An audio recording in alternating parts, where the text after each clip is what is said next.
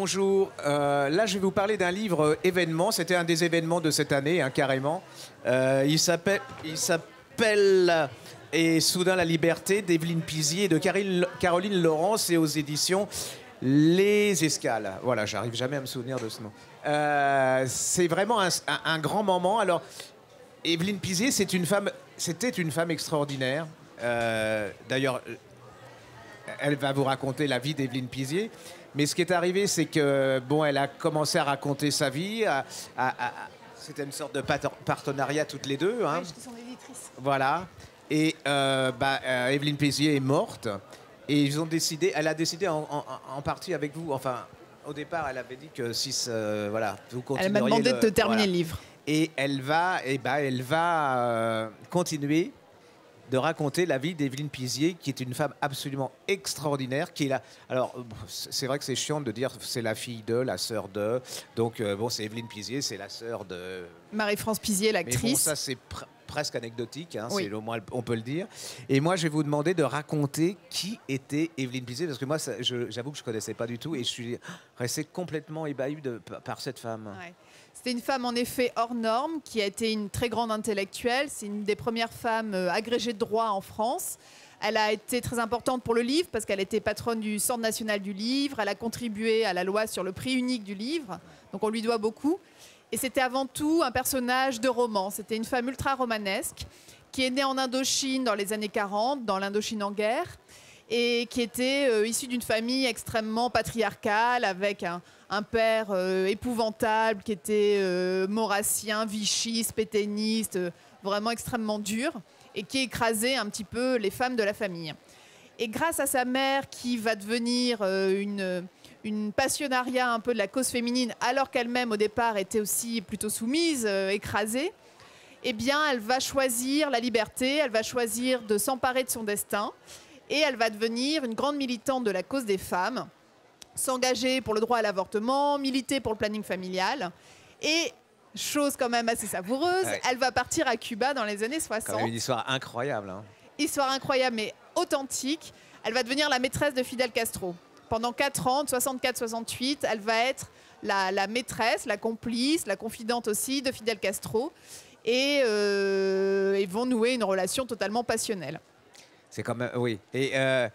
Après, bon, on peut dire comment elle est partie de... Enfin, ça s'est fini cette histoire d'amour, de passion, de... On peut en parler, bien sûr. Quand elle arrive à La Havane, donc en 64, et que Fidel Castro la repère et est sensible non seulement à sa beauté, mais à sa grande intelligence, ce qui va se passer, c'est qu'ils vont s'échanger énormément de lettres, parce qu'Evelyne fera l'aller-retour entre la France et Cuba de nombreuses années. Mais évidemment, le problème, c'est que Fidel aimerait garder Evelyne auprès de lui et va lui demander en 68 de rester à Cuba et de lui faire un enfant. Et grâce à sa mère qui était à Cuba au même moment et qui a bien compris que si elle restait là, ça se passerait mal pour elle, eh bien, elle a renoncé finalement au fait d'être la courtisane parisienne installée à La Havane, et elle va rompre, même si c'était douloureux, avec Fidel et rentrer en France pour mener à bien ses études. Qu'est-ce qui vous a le plus passionné? Enfin, ouais, qu'est-ce qui vous a le plus passionné dans cette femme? Parce que bon, elle est tellement multiforme. Elle a plusieurs visages. Voilà, absolument. Qu'est-ce qui vous a le plus Moi, c'est vraiment la trajectoire, c'est l'émancipation, c'est le fait qu'elle était issue quand même d'un milieu extrêmement conservateur, extrêmement dur, et qu'elle a réussi à faire le chemin opposé et à devenir une femme libre et qui s'est engagée aussi en faveur des autres.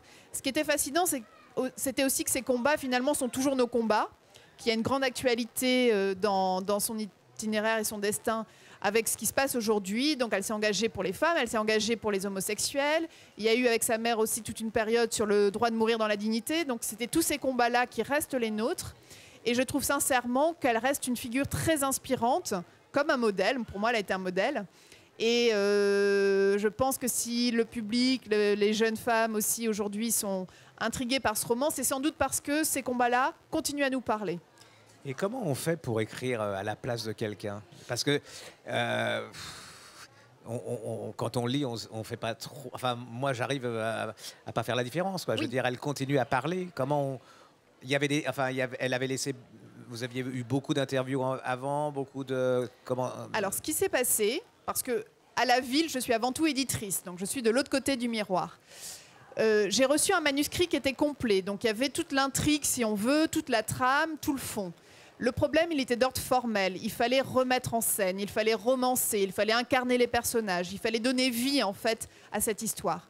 Et on a commencé toutes les deux un travail à 4 mains. Donc on était en effet dans l'échange, le dialogue.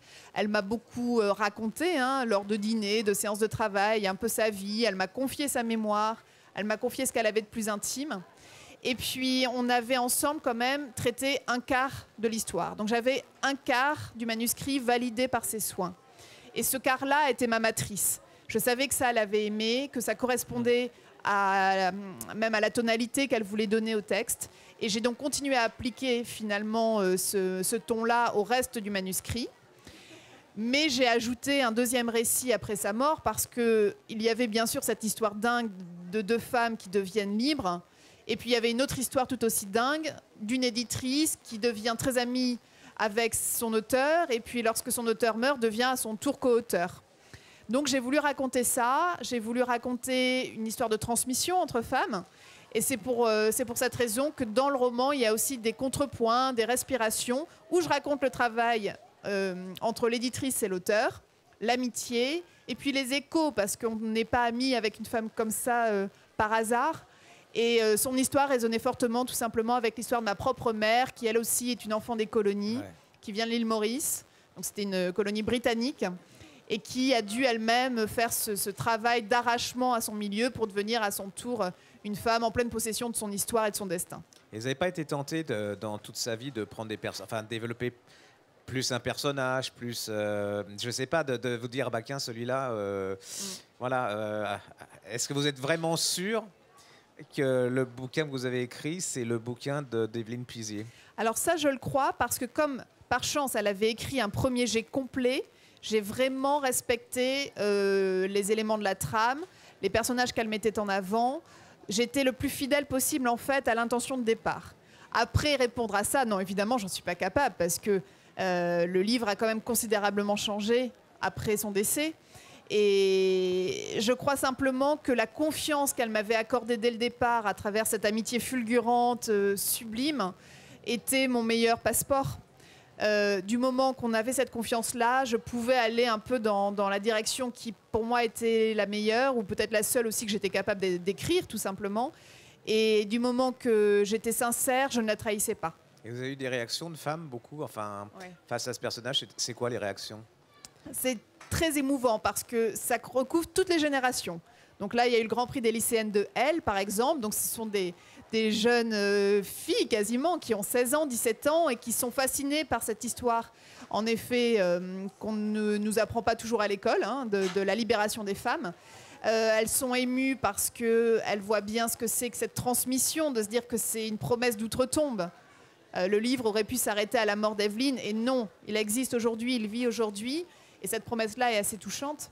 Ce que je peux dire aussi, c'est qu'il y a des femmes, bien sûr, qui ont l'âge d'Evelyne, donc qui se sont retrouvées dans tous ces combats, dans cette histoire. Et il y a eu des moments extrêmement émouvants où j'ai rencontré des gens, par exemple, qui avaient connu l'Indochine, qui avaient connu l'horreur des camps japonais, oui, il y a ça aussi, voilà, qui ont été créés en Indochine dans les années 40. Et bien, qui me disaient merci d'en avoir parlé. Donc des gens d'origine vietnamienne, qui me disent merci d'en avoir parlé. C'était un tabou dans nos familles. On n'arrivait pas jusque-là à crever l'abcès. Et ce livre a ouvert un petit peu la parole.